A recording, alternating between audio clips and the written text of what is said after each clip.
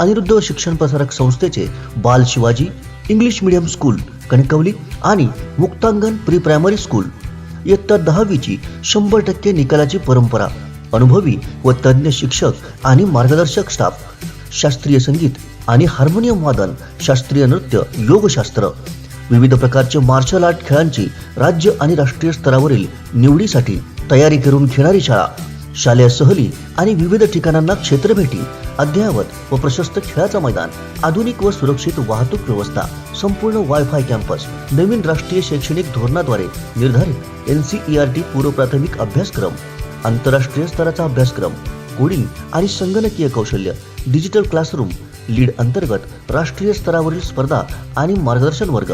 आजच प्रवेश घ्या. प्रवेशासाठी संपर्क अनिरुद्ध शिक्षण प्रसारक संस्थेचं बाल Shivaji English medium school Kankavli आणि मुक्तांगण प्री प्रायमरी स्कूल अप्रतिम नगर, सापळेबाग, जानवली, कणकवली. मोबाईल 940492 1648 आणि 7841 83 18 96.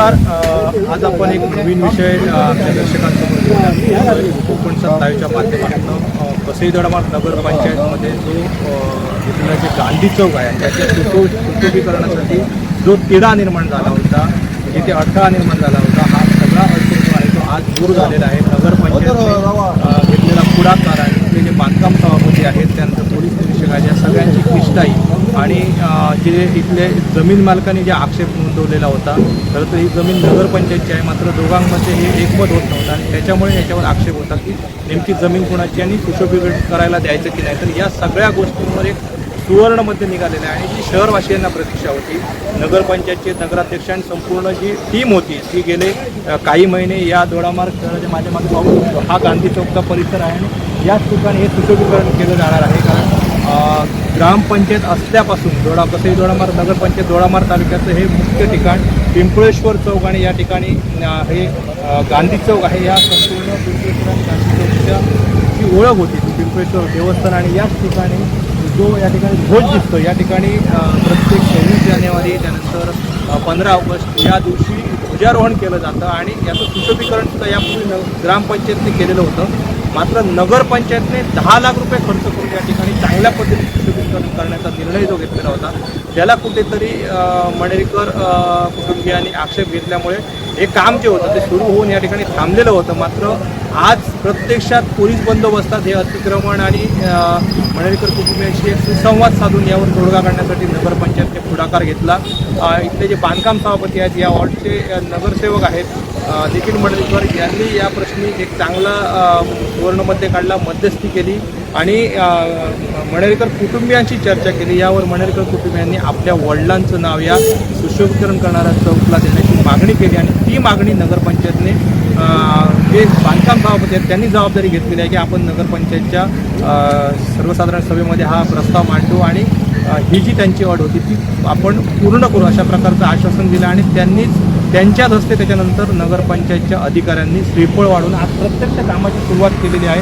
आपण पाहू शकतो हे काम थांबलेलं होतं आणि आज यावर मार्ग निघाल्यानंतर प्रत्यक्ष काम सुरू झालेलं आहे आणि एकंदरीत जो शहरामध्ये एक ओळख असते, चेहरा असतो, जसं आपण सिंधुदुर्ग जिल्ह्यातील अनेक शहरांमध्ये जे सेल्फी पॉईंट करण्यात आलेले आहेत, नगरपंचायतची एक ओळख करण्यात आलेली आहे, एक ब्रँड करण्यात आलेला आहे, तशा प्रकारचा जो सिम्बॉल आहे, ब्रँड आहे, तो या ठिकाणी होणार आहे. या सुशोभीकरणामध्ये जे 10 लाख रुपये मंजूर आहेत नगरपंचायती, त्याच्यामध्ये संपूर्ण जी ही जागा आहे तिथे या ठिकाणी बांधकाम होणार आहे. त्यानंतर हॉल जे आहेत त्या हॉलला पेंटिंगचं काम होणार आहे आणि त्या ठिकाणी बसण्याची सुद्धा व्यवस्था होणार आहे. ध्वज जो आहे ती ध्वजाचे जे बांधकाम आहे ते चांगल्या पद्धतीने केलं जाणार आहे. बैठक व्यवस्था होणार आहे. एकूण जे हे सुशोभीकरण होणार आहे ती हॉल पूर्णपणे किल्ल्याच्या स्वरूपाचं त्याला डिझाईन करण्यात आलेलं आहे. त्यामुळे नगरपंचायतच्या या मुख्य चौकात आल्यानंतर एक आगळं वेगळं आणि आकर्षित करणारं ठिकाण जो केंद्रबिंदू मानला जातो तो या ठिकाणी पूर्णत्वास जाणार आहे. या सगळ्या प्रक्रियेमध्ये गेले अनेक महिने जी प्रतीक्षा लागलेली होती आणि जे अडचणी होत्या त्यावर मार्ग निघाला, तोडगा निघाला असं म्हटल्यास ते अवघड ठरणार नाही. निश्चित मी कॅमेरामॅनला विनंती करतो कशा पद्धतीने काम सुरू आहे ते सुद्धा त्या ठिकाणी दाखवावं आणि जे दर्शकांना गेली अनेक वर्ष ज्याची प्रतीक्षा होती, खऱ्या अर्थाने दोडामार्ग शहरातील जे नागरिक होते त्यांना प्रतीक्षा होती की नगरपंचायतचं नवं संपूर्ण कार्यकारिणी आलेली आहे, कशा पद्धतीने या ठिकाणी काम होईल, कशा पद्धतीने मार्ग निघेल आणि याचं सुशोभीकरण कसं होईल. तर या सुशोभीकरणाला अखेर सुरुवात झालेली आहे. आपण पाहू शकतो स्वतः जे आक्षेप घेणारे मणेरकर कुटुंबीय आहेत त्यांनीसुद्धा याला संमती दिली. त्यांच्या हस्तेच श्रीफळ वाढून या कामाचा शुभारंभ झालेला आणि हे गांधी चौक आणि हे दोडामार्गचं मुख्य शहर, मुख्य बाजारपेठ आपण पाहू शकतो. तर या संपूर्ण बाजारपेठेमध्ये हे सगळं सुशोभीकरण होणार आहे. आणि स्वतः या ठिकाणी जे बांधकाम सभापती आहेत नितीन मणेरकर योगायोगाने आपण लाईव्ह करत असताना या ठिकाणी आलेले आहेत. आपण थेट त्यांच्याशी संवाद साधूया. मणेरकर साहेब, योगायोगाने आपण आलात, आम्ही लाईव्ह करत होतो, संवाद साधत होतो. जी गेल्या अनेक वर्षापासून आणि महिन्यापासून ही प्रतीक्षा होती या सुशोभीकरणाची, आपण पुढाकार घेतलात आणि एक चांगला त्याच्यामध्ये तोडगा निघाला. काय सांगाल, काय नेमकं तोडगा निघालेला आहे? नमस्कार, नितीन मणेरकर बांधकाम सभापती बोलतो. ॲक्च्युली दोडामार्ग चौक हे खूप वर्षापासून हा रखडलेला विषय होता. कारण काय हा विषय म्हणजे बाजारपेठ असल्यामुळे आणि किचकटीचा विषय असल्यामुळे त्या विषयात कोण पडत नव्हते. पण योगायोगाने मला एक ह्या वॉर्डमध्ये आणि ह्या पिंपळेश्वरच्या बाजूला गांधी चौक सुशोभीकरण करण्याची संधी मिळाली आणि तो मी एक माझ्या एक डेअरिंग कसं केलं, एक करून दाखवतो ह्या हिशोबाने. आणि ते सगळ्यांना आमचेच भावबंद होते, ते माझेच काका होते, त्यांना समजावून सांगून त्यांचे जे काय प्रलंबित प्रश्न आहेत ते मी मार्गी लावलेत आणि त्यांच्याकडून त्यांना आश्वासन दिलं की भविष्यात त्या चौकाची आमच्या आजोबांची किंवा त्यांच्या सगळ्यांची पाठी लागेल तिथे आणि ते काम यशस्वी करण्यासाठी सगळ्यांनी प्रयत्न करा म्हणून सांगितलं.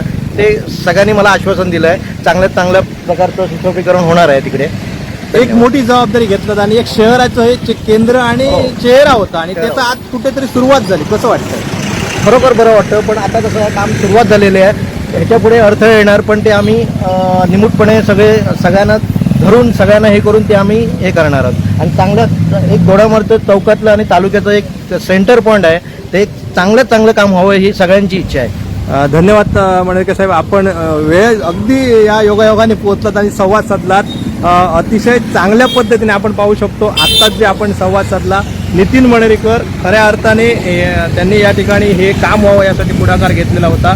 जो अडथळा आला तो त्यांनी आत्ताच्या घडीला दूर केलेला आहे आणि यानंतरही काही अडथळे जरी आले तरी आपण दूर करणार अशा प्रकारचं त्यांनी संवाद जो आहे तो कोकणसात लाईव्हशी साधलेला आहे. एकूणच संपूर्ण जर ही परिस्थिती बघितली आणि आज ज्या पद्धतीने या अडथळ्यावर मार्ग निघाला, जे काम रखडलेलं होतं माझ्या मागे पाहू शकतो प्रत्यक्ष काम सुरू झालेलं आहे. कामगार या ठिकाणी काम करत आहेत.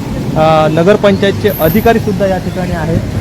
खऱ्या अर्थाने खरं तर आज पोलीस प्रोटेक्शनमध्ये हे काम सुरू करण्याबाबत संपूर्ण नियोजन करण्यात आलेलं होतं. मात्र अशा प्रकारची कुठचीही वेळ या ठिकाणी प्रशासनावर आलेली नाही. कारण मणेरकर कुटुंबियांनी नितीन मणेरकर यांनी जो पुढाकार घेतला, जे नगरपंचायतचे बांधकाम सभापती आहेत, त्याला प्रतिसाद दिला आणि अगदी खेळीमेळीच्या वातावरणात ज्यांचा आक्षेप होता त्यांच्याच हस्ते श्रीफळ वाढून या ठिकाणी कामाचा शुभारंभ झाला. त्यामुळे दोडामार्ग शहरच नव्हे, नगरपंचायतचा हा चेहरा नव्हे, संपूर्ण तालुक्याचं जे एक केंद्रबिंदू आणि मुख्य ठिकाण आहे त्याला एक नवी झळाळी येत्या काळामध्ये मिळणार आहे, यात शंका नाही. कोकणात लाईव्हसाठी संदीप देसाई, दोडामार्ग. कोकणातल्या ताज्या घडामोडी आणि लाईव्ह अपडेट्ससाठी फॉलो करा कोकणचं नंबर 1 महा चॅनल कोकण 7 लाईव्हचं फेसबुक पेज.